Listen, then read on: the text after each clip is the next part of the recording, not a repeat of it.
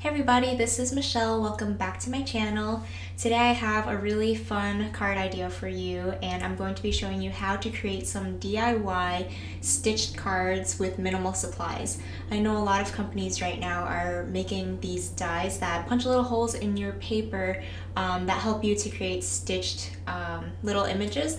But today I'm going to show you how to do that with minimal supplies. You don't need any dies, and you come out with something looking really awesome. I think this is a really fun card idea to do with children or with friends if you want to throw a big Christmas card making party and everyone can pick different colors for their trees. This is just a really fun card to do. So let's get into it.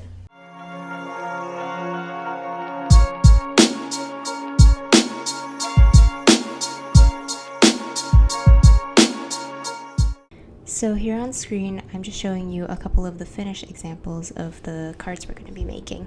You can see here that I did a couple of options. One of them is a very traditional, just green tree, and the other one I played with some fun colors. So to get started, we have a piece of graph paper here, and I'm just pulling it against a standard size card front. This is a 4 1/4 by 5 1/2 card front, and I'm just holding it up against that just so that I can make sure that the tree will fit on the front of this.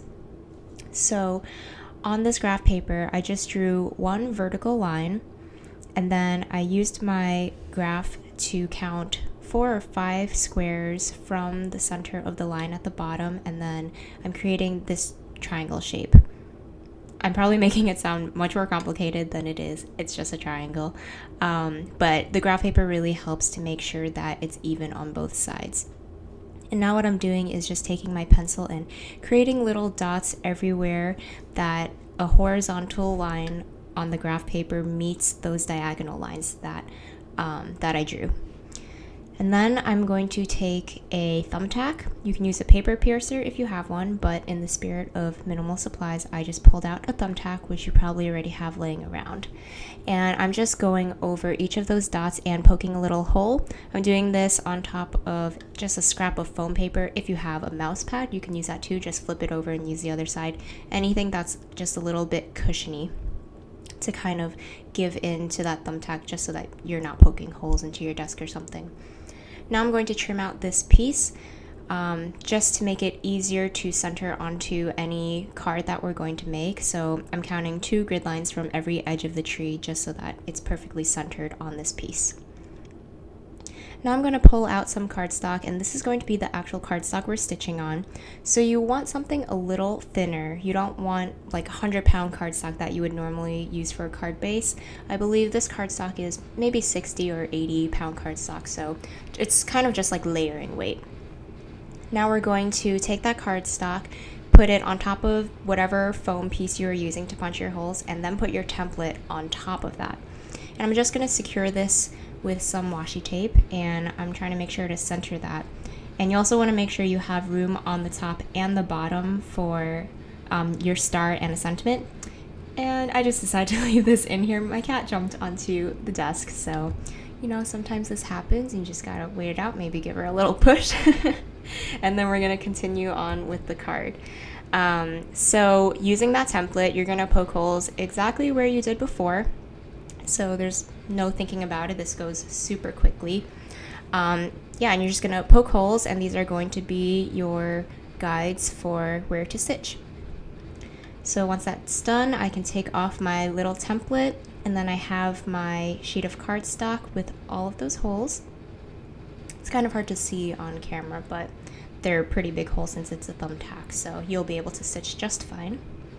Before I go on to the stitching, I'm going to stamp the sentiment at the bottom. I'm using this Ulta New stamp set that has a bunch of really cute little sentiments. I like the ones that are really small and kind of just like a whole line. I think they work really nicely under the tree.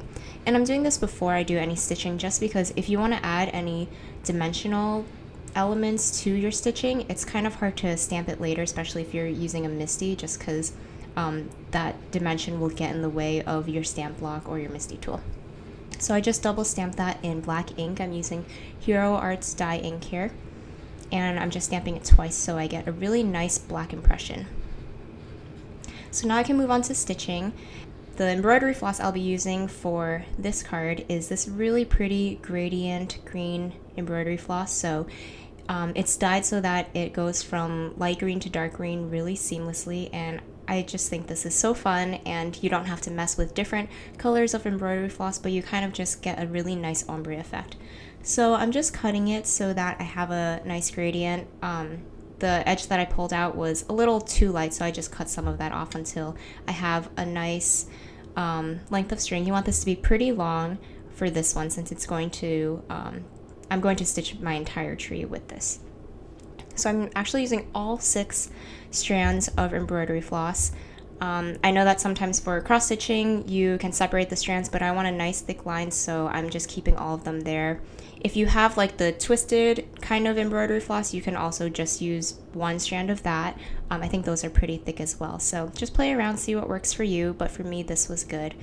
And I'm using a cross stitch needle just so that it's a little blunter, so you don't have to worry about poking yourself, especially if you're working with children. And it's also great because it has the larger eye at the top of the needle just to get those 6 strands of thread through that. So for this one, I'm going to be adding some gold seed beads just because I had them and I thought they would be fun. They kind of look like little bauble ornaments on my tree. So the first few lines of the tree, I'm not placing these beads on every line just because they're pretty short and I think it would just be too much. So the first few I left blank, then I added a bead, then I left one blank, and then I added another bead. And then from here on, I can do one on each strand just because they're a little longer, so you can play around with if they're on the left or the right or the center. You can skip some, you can do 2 on 1 strand, just kind of have fun. It's your tree, so you can do what you want, add whatever you want. I have some other options in this little dish that I have. I just gathered little embellishments that I found in my stash, so you can go and see what you have. I also pulled out some sequins, and I have some gems, and I did different options of each of these that I'll show you at the end, and they all worked out really great. So whatever you have on hand is great, and if you just want to do a plain tree with no embellishments, it looks great too, especially if you use this ombre embroidery floss. So that was really quick to stitch up, and I'm just going to be gluing a star-shaped sequin at the top here. If you don't have a star-shaped sequin, you can use a gem, or you can just stamp a star or draw a star. Whatever you want, but since I had these, I thought it would be fun, and I like that little shimmer that the star has so that it's just like a real tree topper. So for this one, I'm just going to finish it here and mount it to a red card base, and it's really simple, but I think this is just a classic Christmas card that looks really pretty, and that stitching just adds a lot of fun to it. And the stitching makes it look like you spent a really long time making these cards, but really this card probably took me less than 5 minutes. Even with making the template and cutting all my cardstock, I probably made 5 of these cards in under an hour, so really great. I'm just showing you a couple more options here. You can see in the card with the black background, I just played around different colors, and I thought this was fun. You don't always have to use traditional Christmas colors for Christmas cards. I think it's fun to bring in some different pops of color, and it's a pretty recognizable tree shape, so no matter what colors you use, I think everyone's going to know that it's a Christmas tree. And then again, like I said, I have different options where I have sequins or gems. I have 2 other pieces that I stitched up off camera, and I'm just going to show you how I make them into really simple cards here.